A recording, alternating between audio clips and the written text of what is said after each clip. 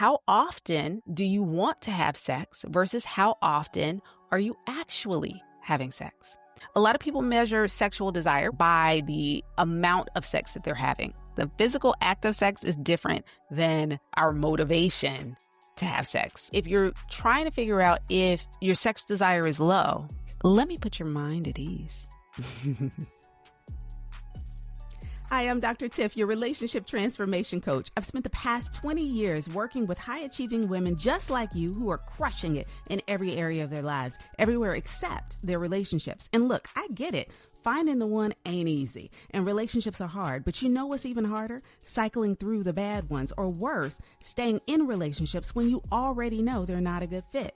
You want a relationship of ease, uncomplicated, someone to love you down, but instead you've been suffering through bad dates, sexual incompatibility, and someone who might be good for somebody, but not for you. And if we're really being honest, you know that deep down, the work that really needs to be done starts and ends with you. If you're done wasting time in dead-end relationships and sick of looking for, chasing after, or trying to convince somebody to be the one, and you're ready to become the one, then baby, you're in the right place. So prop your feet and let's clink glasses, because I'm giving you the tea and the tips to fix your relationships. Let's go.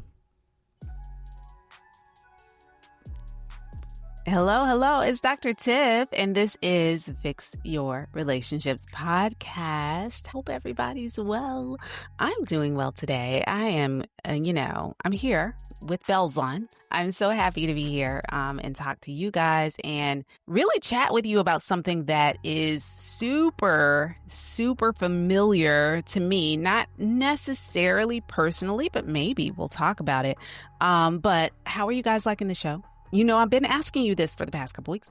I really do want to know. I want to know how you're feeling about it. And so if you would be so kind to leave a review on Apple Podcasts. I long for the day that I can hop on this podcast and read your reviews aloud. That's the goal. I want to hear how you feel about it, and I want to share how you feel about the podcast with other people that are listening to the podcast or may happen upon the podcast just off of the strength of your review. Okay. So if you would be so kind to leave me a review, I would greatly appreciate it, because it really does help to move the needle, to grow our audience, to grow our podcast, and to let me know about the type of content that really resonates with you. Because if it resonates with you, it's probably going to resonate with someone else. And I want to make more content that resonates with my people. Okay. So please do go over to Apple Podcasts and leave me a review. I would be so appreciative of that. Okay. And it'll help other women. Like, be a good girlfriend. Okay. That's how you be a good girlfriend. You help other women. Okay. And you help other women by telling them about the podcast and by writing a review for the podcast. Okay. You see how that works? We help each other, girl. We helping each other. All right. Thank you in advance for the review. I do appreciate it. Okay.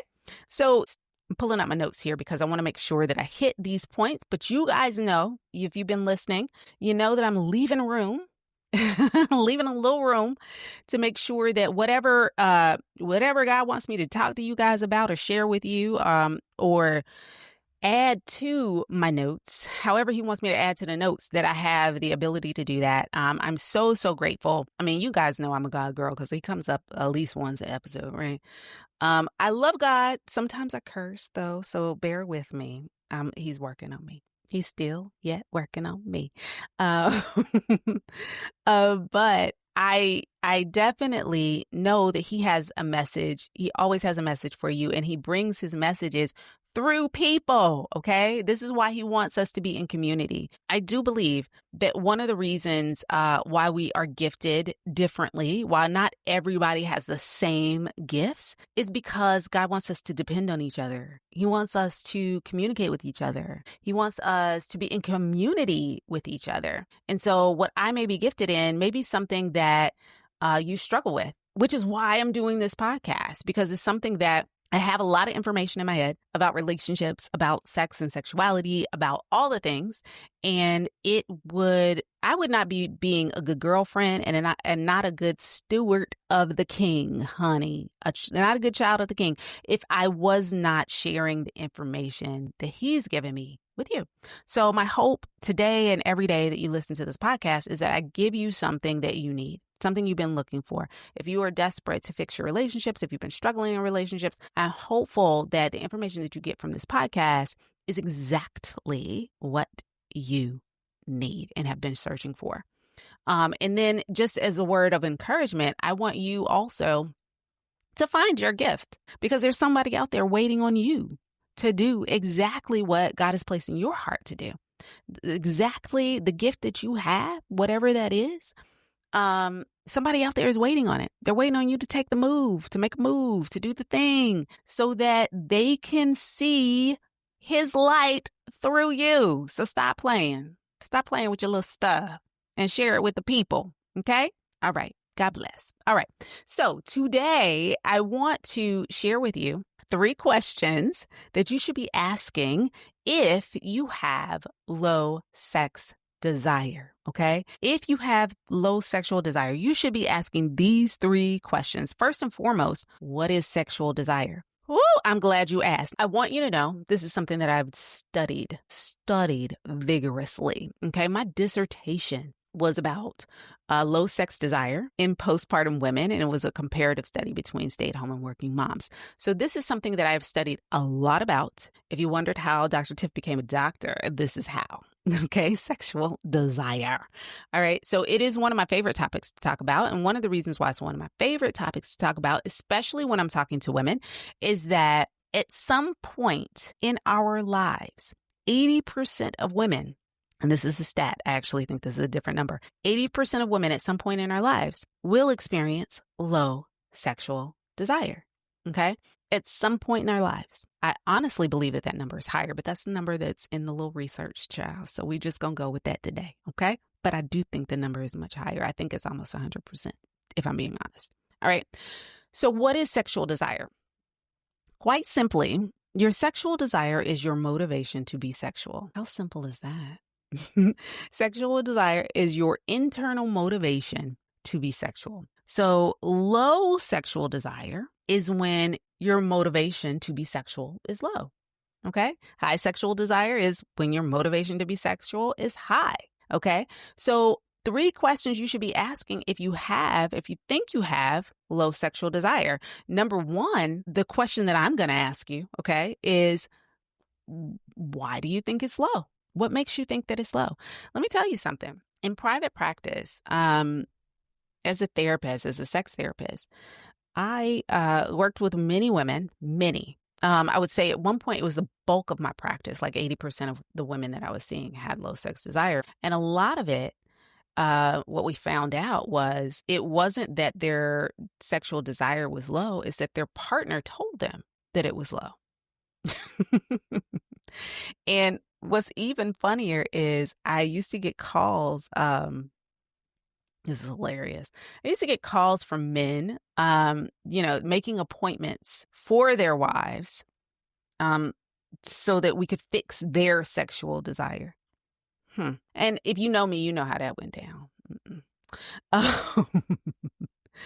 And what I found out in a lot of the women that I talked to is that their partner, their sexual desire wasn't necessarily low. It was lower than their partner's. Okay. So my question always is, what is it that makes you think that your sexual desire is low? If you are partnered with someone who has a higher desire than you, then you may feel like it's low. But using just kind of like a number chart, right? Let's say that 0 is neutral.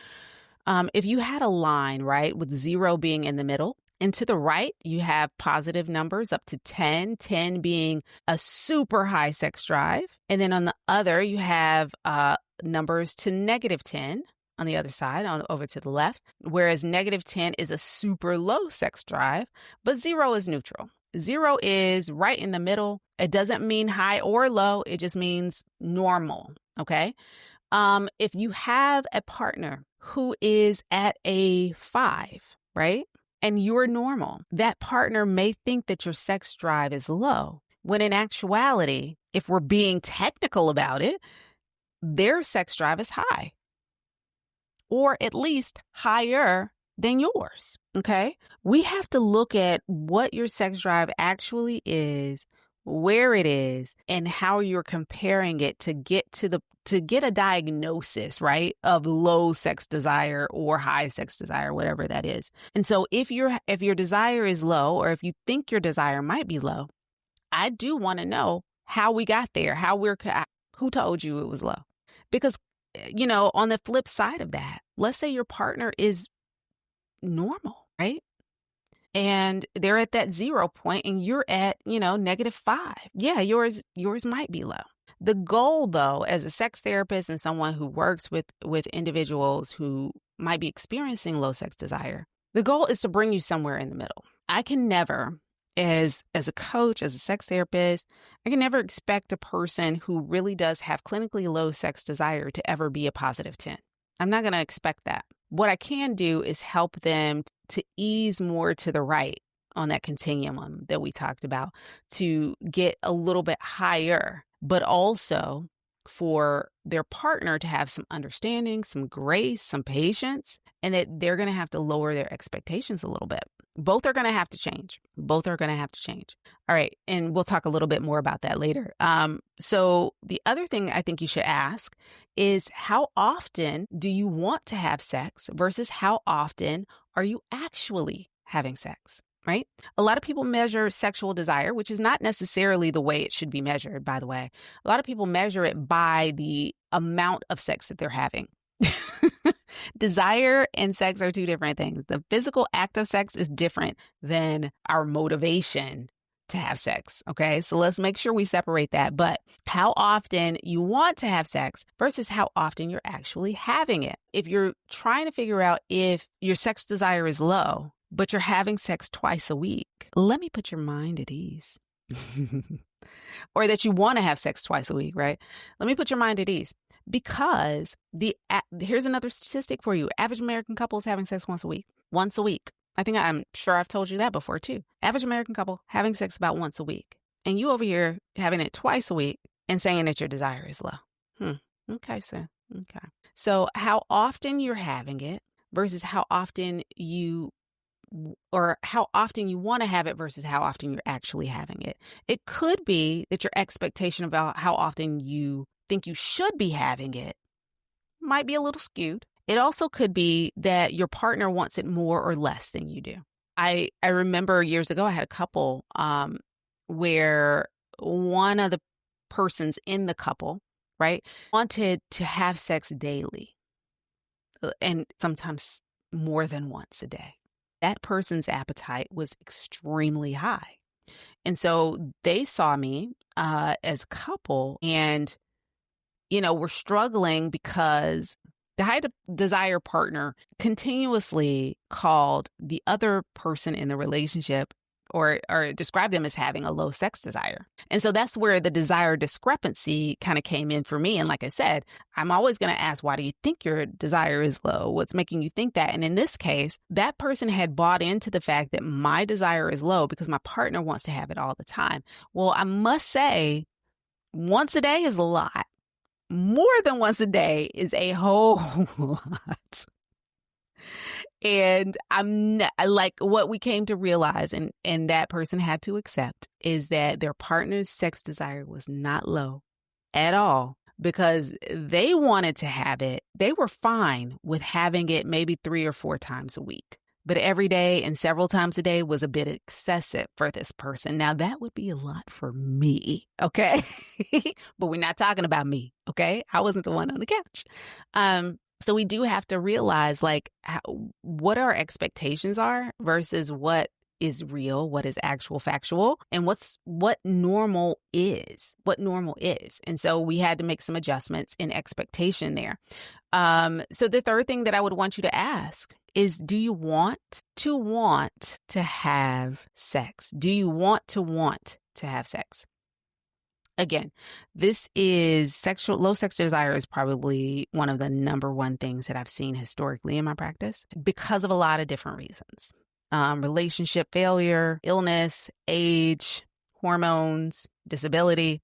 I've had lots of women who have said, I don't want to have sex. I don't want to improve my sex life. I'm happy not having sex. Okay. So sometimes, when we talk about sexual desire, we also have to talk about not just do you want to have sex, but do you want to have it? Because some people don't want to have it. And while we have to accept that that's where they are, when I put on my coaching hat, right, I need to know why. And sometimes it's for reasons that have nothing to do with the sex, but more to do with the person that they're partnered with. So here's what we can do. If you know that, if you're trying to figure out if you do have low sex desire, there's a couple things you can do. First and foremost, I'm always going to advocate that you talk to your doctor, that you talk to an MD, that you get some labs drawn, and explore like a timeline of when you noticed your sexual desire kind of decreasing or being low, a timeline of like medications that you've taken and things like that.